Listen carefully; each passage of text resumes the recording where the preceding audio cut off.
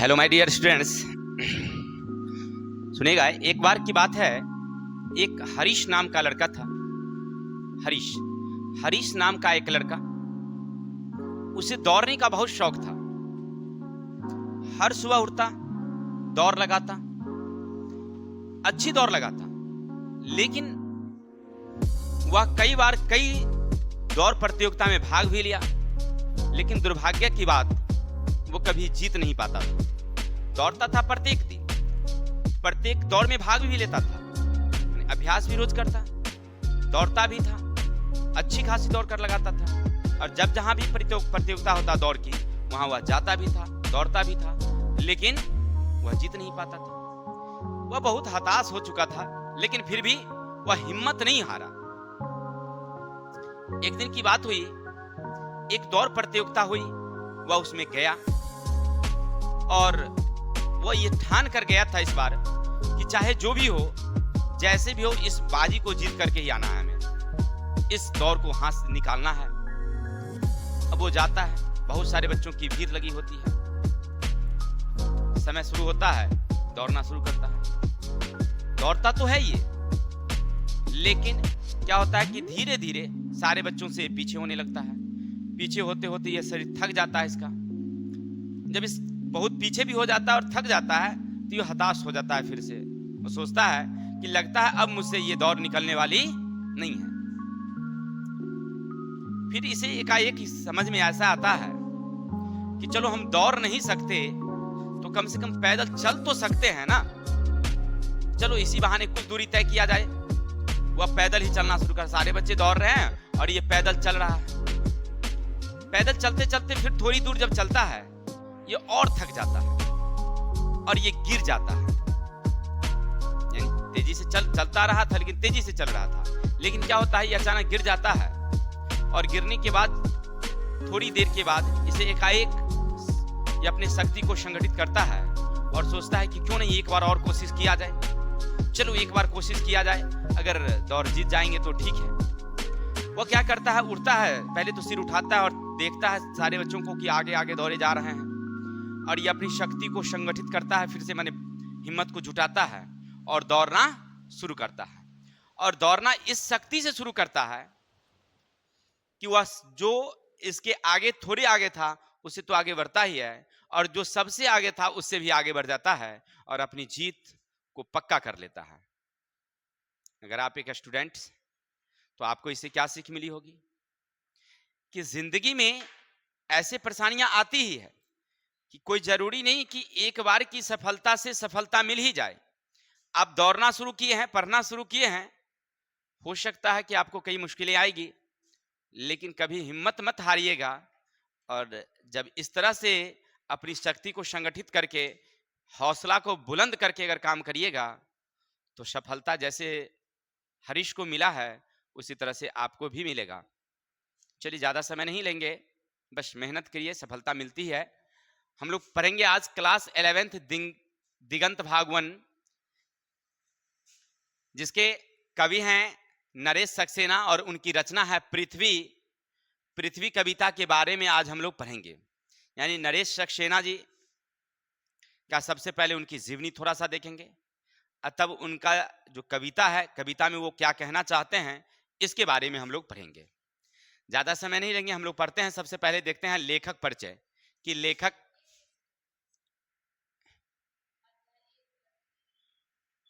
अध्याय 1 नहीं है, दिगंत भाग 1 है। अध्याय कहाँ लिखते हैं इसमें ना। चलिए देखिए, सबसे पहले लेखक का नाम देख लिया जाए। लेखक का नाम नरेश सक्सेना। इनका जन्म कब हुआ था? 1939 ईस्वी। जन्म स्थल कहाँ है? तो ग्वालियर, मध्य प्रदेश। माने मध्य प्रदेश में ग्वालियर जगह है, वहीं इनका जन्म हुआ था। शिक्षा उन्होंने कहाँ से अपनी पढ़ाई पूरी की है? तो याद रखेंगे, बीए की पढ़ाई, बीए ऑनर्स जो है, उन्होंने जबलपुर से किया। MEPH all India of hygiene Kolkata से उन्होंने किया है। यानी बीए ऑनर्स मध्य प्रदेश के जबलपुर से ही किया था, और बाद में वो ऑल इंडिया हाइजिंग से MEPH की पढ़ाई कोलकाता से उन्होंने पूरा किया। काम ये कौन कौन से काम किए, क्योंकि शिक्षा प्राप्त करने के बाद कुछ नौकरी हो जाए तो अच्छी रहती है। तो उत्तर प्रदेश जल निगम में उप प्रबंधक के रूप में, उत्तर प्रदेश जो जल निगम है यानी उत्तर प्रदेश में सरकार जो जल सप्लाई करती है उसके उप प्रबंधक के रूप में, टेक्नोलॉजी मिशन के कार्यकारी निदेशक के रूप में, त्रिपोली जो लीबिया में है वरिष्ठ सलाहकार के रूप में, फिर सरकारी सेवा से जब निवृत्त हो गए, जब छुट्टी हो गई उनकी, तो चले आए गांव और बुंदेलखंड ग्रामीण पेयजल और पर्यावरण उन्नयन योजना में उन्होंने सक्रिय भाग लिया और वहां भी उन्होंने काम किया। उन्होंने संपादन मैंने कौन कौन चीज का संपादन किया था याद रखेंगे। एक उनकी पत्रिका थी जिनका नाम था आरंभ, दूसरा था वर्ष। ये 2 साप्ताहिक पत्रिका थी, इन दोनों का उन्होंने संपादन किया। उत्तर प्रदेश संगीत नाटक अकादमी की एक त्रैमासिक पत्रिका थी जिसका नाम था छायाटन। क्या नाम था? छायाटन। उनका सह संपादन किया, यानी 2। छायानट है, छायानट और आरंभ वर्ष, ये 2 अलग अलग जो साहित्य पत्रिका थी उनका उन्होंने संपादन किया। आगे चलेंगे, उनकी जो गतिविधियां माने कौन कौन चीज में ध्यान देते थे, काम करते थे, तो याद रखेंगे टेलीविजन और रंगमंच के लिए हर क्षण तैयार रहते थे। माने कोई भी टेलीविजन पर हो या अन्य प्रकार के जो कार्यक्रम होती थी उस पर हमेशा तैयार रहते थे। 10वीं दौर एक हथीमून बुंदेली का लेखन में एक नाटक आदमी का आ देश की कई भाषा में 5000 से ज्यादा बार प्रकाशित हो चुकी है, यानी उनकी बहुत सारी रचनाएं हैं जो कई बार प्रकाशित भी हुई है। और उन्होंने समाधान, नन्हे कदम, ये 2 लघु फिल्म इनका निर्देशन भी किया है। फिल्मों के निर्देशन के कारण इन्हें कई सम्मान भी मिली है। इसमें याद रखेंगे पहला सम्मान है 2006 में पहल सम्मान मिला जो लास्ट में मिला है।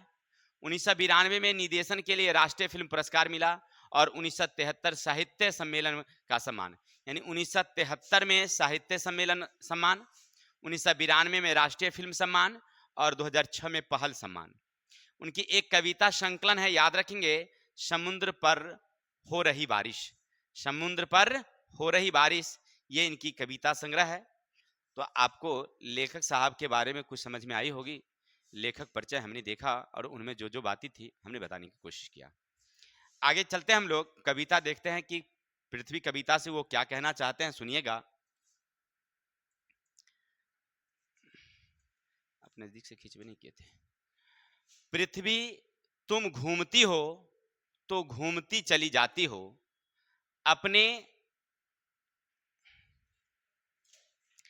अपने केंद्र पर घूमने के साथ एक और केंद्र के चारों ओर घूमते हुए लगातार। देखिए, पृथ्वी तुम घूमती हो तो घूमती चली जाती हो।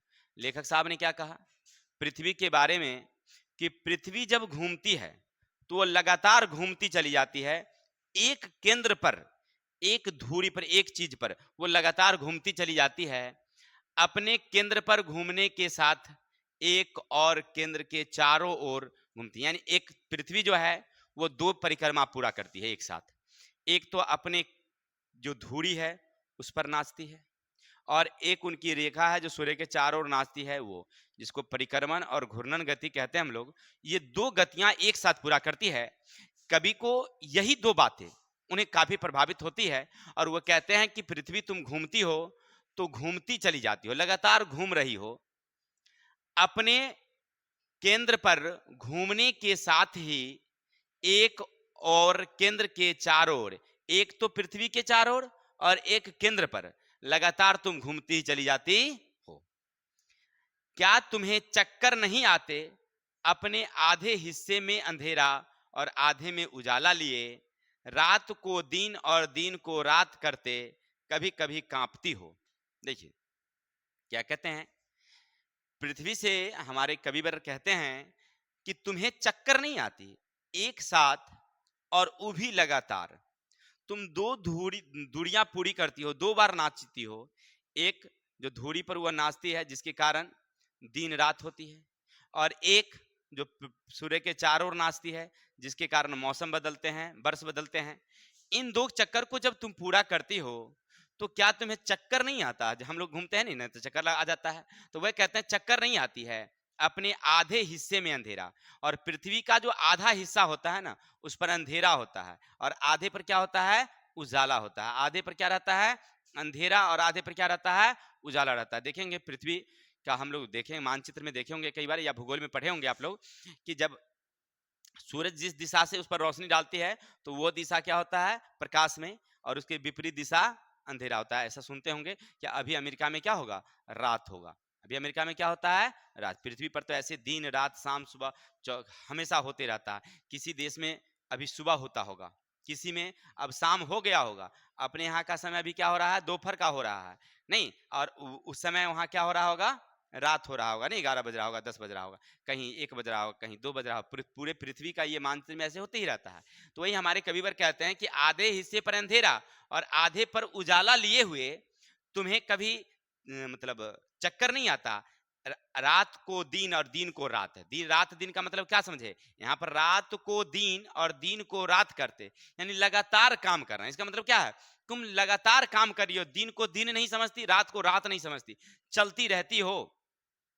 कभी कभी कांपती हो तो लगता है कि नष्ट हो कर दोगी अपना सारा घर बार। यानी कभी कभी पृथ्वी पर भूकंप आती है, आप देखे होंगे, महसूस किए होंगे, जब पृथ्वी आती है तो सारा घर द्वार क्या हो जाता है, नष्ट हो जाता है। तो कबीर कहते हैं कि कभी कभी तुम कांपती हो तो मुझे तो ऐसा डर लग जाता है, ऐसा लग जाता है कि हमारा सारा घर द्वार क्या हो जाएगा, नष्ट हो जाएगा। ऐसा वो महसूस करते हैं हमारे कविवर, और कहते हैं कि हमें तो डर लगता है कि तुम हमारा सब कुछ को क्या कर दोगी, नष्ट कर दोगी। अपनी गृहस्थी के पेड़ पर्वत शहर नदी सभी टीले कुछ और नष्ट कर दोगी। यानी कहते हैं कि पृथ्वी से कहते हैं कि तुमने तो अपनी पृथ्वी, तुमने तो अपनी सारी चीजों को क्या कर लिया है, बना लिया है, सब कुछ को तुमने क्या कर लिया है, बना लिया है।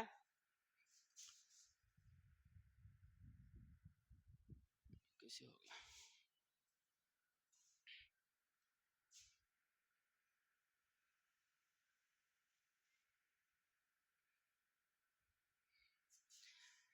देखें कविवर क्या कहते हैं, अपनी गृहस्थी के पेड़ पर्वत शहर नदी गांव टीले सभी कुछ को नष्ट कर दोगी। यानी पृथ्वी अपनी गृहस्थी बनाने के लिए सब कुछ अपनी बना लिया है। क्या क्या बना लिया है, तो पर्वत बनाया, पेड़ बनाया, शहर बनाया, नदियां हैं, गांव हैं, टीले हैं, सब कुछ पृथ्वी पर है।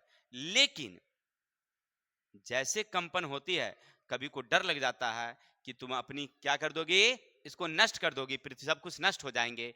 पृथ्वी क्या तुम्हें कोई स्त्री हो, पृथ्वी क्या तुम कोई स्त्री हो, तुम्हारी सतह पर कितना जल है, तुम्हारी सतह के नीचे भी जल ही है, लेकिन तुम्हारे गर्भ में, गर्भ के केंद्र में तो अग्नि है। वाह, सिर्फ अग्नि। देखिए यहाँ पर पृथ्वी की एक बात ध्यान रखिएगा, पृथ्वी की ऊपरी सतह पर भी जल है ज्यादा। पृथ्वी के कितने भागों में, तो याद रखेंगे 71%, ऐसे तो हम लोग 70% कहते हैं, 71% भूभाग पर क्या हमारा जल ही है।